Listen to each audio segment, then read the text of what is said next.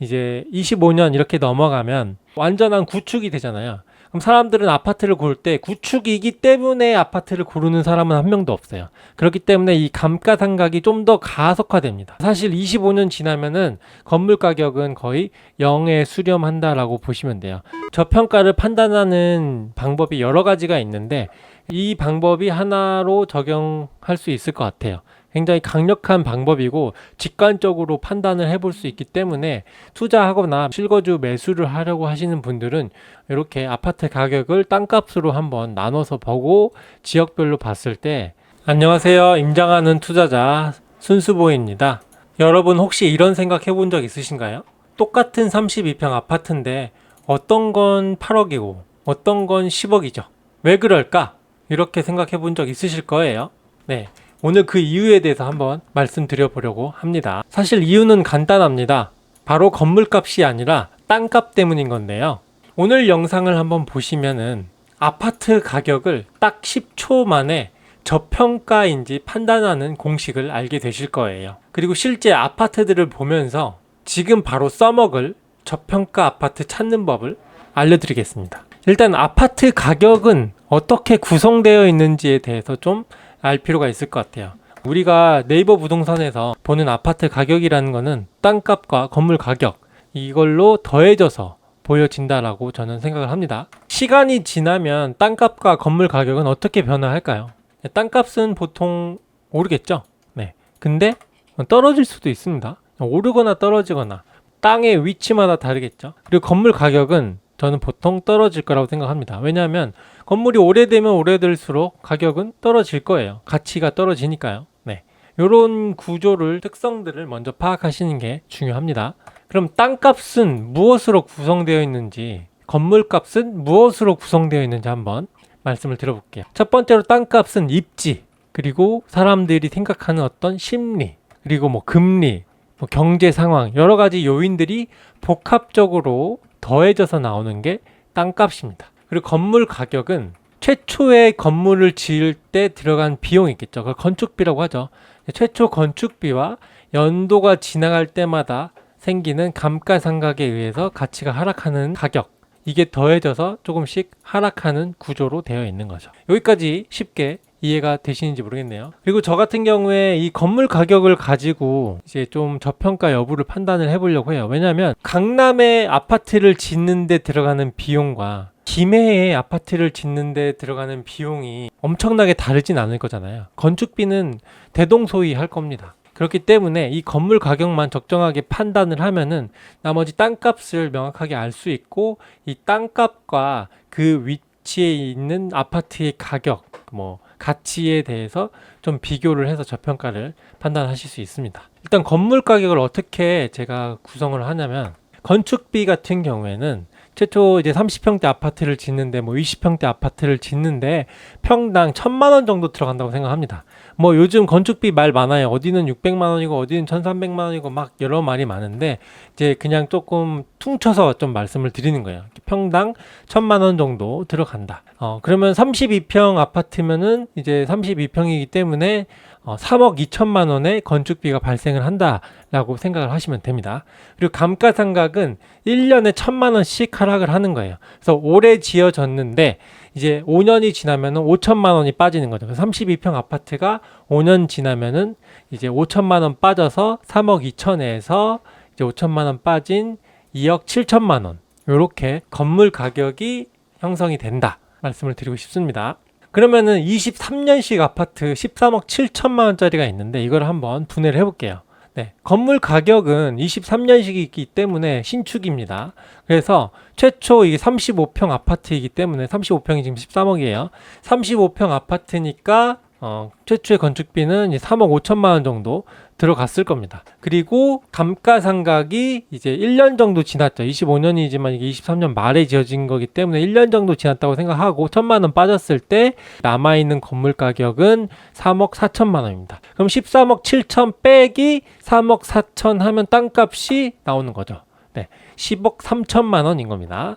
그리고 구축 00년식 아파트를 한번 볼게요. 네, 이것도 30평대고요. 12억 4천만 원에 지금 네이버에 호가가 올라와 있어요. 34평 기준으로 이제 3억 4천만 원이 건물 가격이었는데 최초에 25년이 지났죠. 2000년도 이후에 25년이 지금 지났기 때문에 이제 2억 5천 정도 가격이 빠져서 건물 가격은 이제 9천만 원 남아 있는 거죠. 그러면 땅값은 12억 4천에서 9천만 원을 빼면 11억 5천만 원의 땅값을 계산을 할 수가 있는 겁니다. 근데 이제 이런 아파트 같은 경우에는 정확하게 1년에 1,000만 원씩 감가상각으로 빠지는 게 아니라 이제 25년 이렇게 넘어가면 완전한 구축이 되잖아요. 그럼 사람들은 아파트를 고를 때 구축이기 때문에 아파트를 고르는 사람은 한 명도 없어요. 그렇기 때문에 이 감가상각이 좀 더 가속화됩니다. 사실 25년 지나면은 건물 가격은 거의 0에 수렴한다라고 보시면 돼요. 현재 가격에서 3억 4천 전체 건축비를 전부 다 빼버리는 게 실질적인 땅값이라고 볼 수가 있는 거죠. 그러면은 10억이 조금 안 되겠죠. 실제로 제가 지금 가져온 23년식 아파트는 DMC SK뷰입니다. 여기 은평구죠. 서대문구와 마포구에 딱 붙어있는 은평구 수색 뉴타운의 신축 아파트이고요. 얘가 13억 7천만 원 정도 형성이 되어 있습니다. 그리고 두 번째로 제가 2000년식으로 가져온 거는 강동구의 선사 현대 아파트이고요. 여기에 있는 가격이 이제 저층이 12억 4천만 원에 올라와 있습니다. 이제 35평, 34평 한 평 차이 나는데 전체적인 면적은 8사로 똑같다라고 보시면 되는 거예요. 땅값을 제가 계산해 드렸잖아요. 은평구의 땅값이 10억 3천만 원이고요. 강동구의 땅값이 11억 5천만 원에 나왔어요. 제가 아까 말씀드렸듯이 구축 아파트는 건물 가격이 거의 0에 수렴을 하기 때문에 강동구에 지금 선사 현대에 있는 땅값 같은 경우에 한 10억 선 또는 10억이 조금 안 되게 형성이 되어 있는 거죠. 그럼 여러분들이 봤을 때 은평구가 좋은가요? 강동구가 좋은가요? 네, 강동구가 이제 강남 4구라는 별명도 있잖아요. 은평구는 이제 서울의 공식적인 5급지입니다. 그렇기 때문에 강동구가 훨씬 더 가치가 있는 곳이겠죠. 네. 여러모로 입지가 좋죠. 바로 옆이 송파고 강남으로 들어가기 편하죠. 그렇기 때문에 입지적으로 강동이 훨씬 좋습니다. 강동과 은평의 실질적인 땅값이 1억 정도밖에 차이가 안 나고 있고 이제 실제 건축비를 전부 다 빼서 계산을 한다면 이제 10억밖에 안 되는 거죠. 땅값이. 그러면은 저평가는 어디가 될 수 있죠? 네, 강동구죠. 강동구의 선사 현대가 은평구의 DMC SK뷰보다 저평가되어 있을 수 있다. 저는 이렇게 판단을 하는 겁니다. 어떠신가요, 여러분?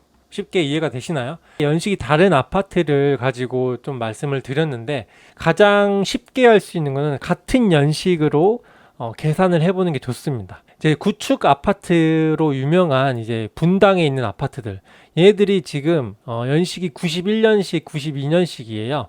그래서 얘네들은 거의 다 30년이 다 넘은 완전 구축 아파트여서 전부 다 재건축 재개발을 해야 되는 오래된 곳인 거고요. 그렇죠?